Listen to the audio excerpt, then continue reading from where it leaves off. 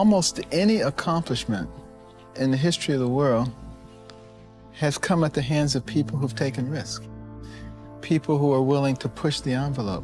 People who are willing to explore the unknown. And, you know, the key thing about taking risks is learning. You know, and if something doesn't work out, learn from it. And then you're able to move further. If you play it safe, that makes you stupid.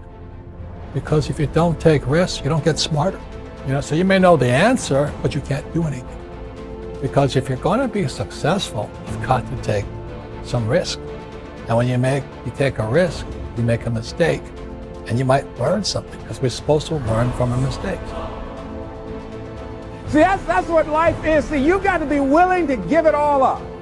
Because the only way that you can grow, you've got to risk. The only way that you can become your best, you have got to risk. Sacrifice leads and gains follow.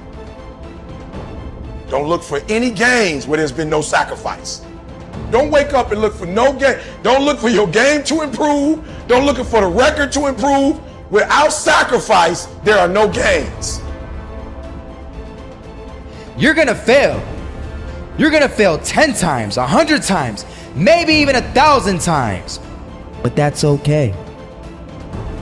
Failure isn't permanent. Falling isn't permanent. You get right back up and keep going. And this time, you're gonna be stronger, wiser, and you'll be more driven than ever. And for every 10 failures, you'll land one success. You have to love success so much that you're willing to fail 10 times before you can succeed once. That's how a winner does it. Here's something else. Want to create a greater sense of fulfillment? Challenge your fears. Challenge them.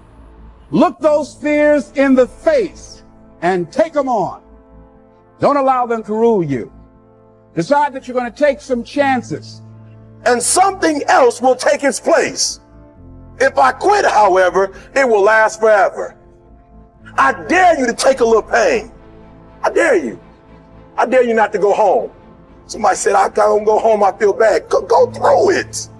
You ain't gonna die. At the end of pain is success.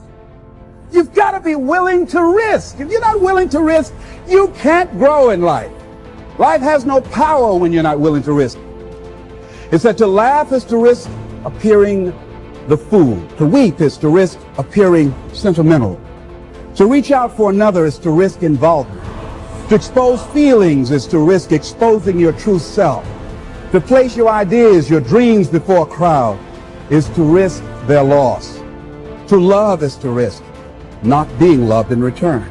To live is to risk dying. To hope is to risk despair. To try is to risk failure. But risk must be taken, because the greatest hazard in life is to risk nothing. The person who risks nothing, does nothing, has nothing, is nothing. They may avoid suffering and sorrow, but they cannot learn, feel, change, grow, love, and live. Chained by their certitudes, they are a slave. They have forfeited their freedom. Only a person who risks is free.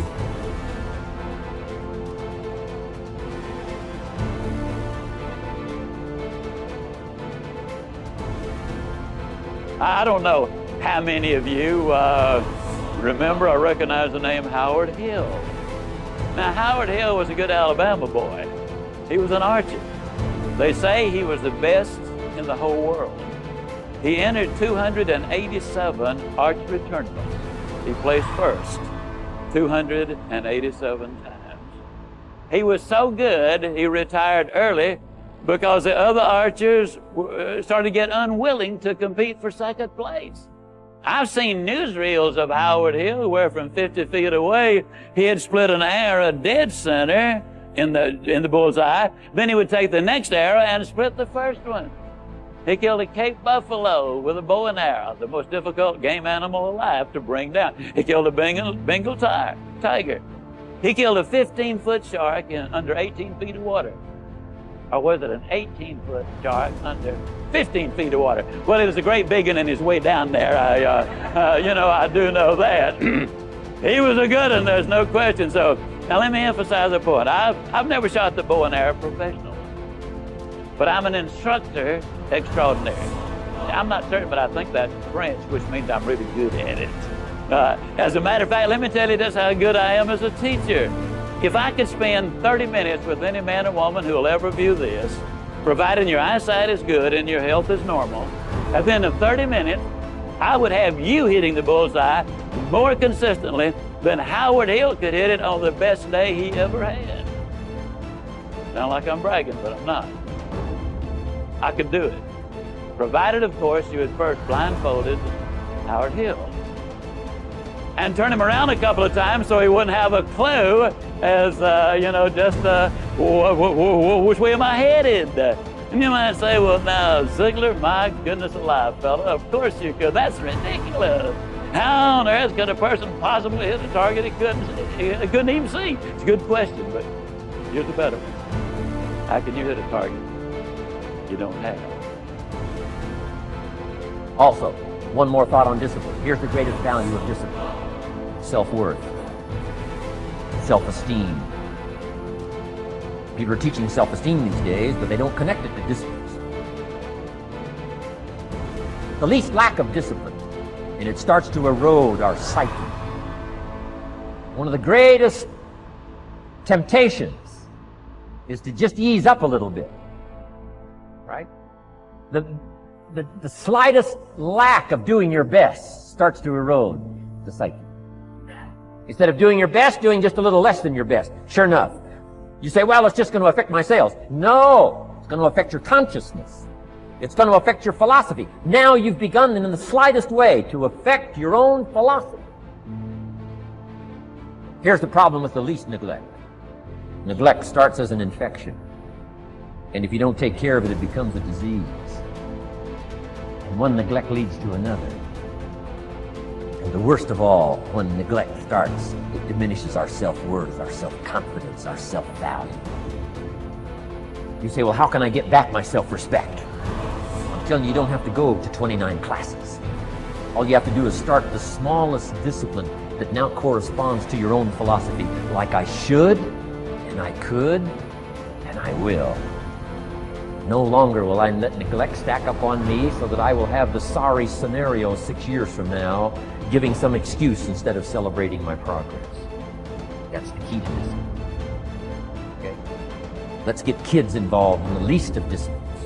One more, and then one more, and then another one, and then another one, and then some more. And the first thing you know, you're starting to weave the tapestry of a disciplined life into which you can pour more wisdom and more attitude and more strong feeling, more faith and more courage. Now you've got something, a vessel in which to put it. And now the equities start to flow. And the early return, I'm telling you, if you'll start this process, the early return will have you so excited, you'll commit yourself to this strategy for the rest of your life. You'll never go back to the old ways. Join a new crowd, join a new group. The disciplines to take action. You want to make your dream come true, you got to stay focused. Some people rather get even than get ahead. Stay focused on where you want to go. I just kept on doing what I was supposed to do. And so I was driving to the radio station. My opponent had over $20,000. I had less than $800. As I was in the radio station, the guy said, "You're going to make a commercial?" I said, "Yes." He said, "It better be a good one because that money can't go pretty far here." And I sat there in the middle control room and I was thinking, and here's what happens when you get still. Stuff will start coming.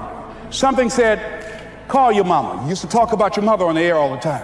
Ask her to say a few words for you. That'll be a different kind of political spot. So I called my mama, and I had a gospel record playing in the background. And then I had my mother say, "Hello, this is Mrs. Mamie Brown. When I raised my sons, I raised them to be good children. When they got out of hand, I beat their behind and made them go right. Please vote for my son. He's a good boy." Usually in the state representative race, maybe 3,000 or 4,000 people will come out to vote in a primary. In that primary race, over 27,000 people came out and voted, said, I'm voting for Les Brown because his mama said he's a good boy. I won, ladies and gentlemen. I won.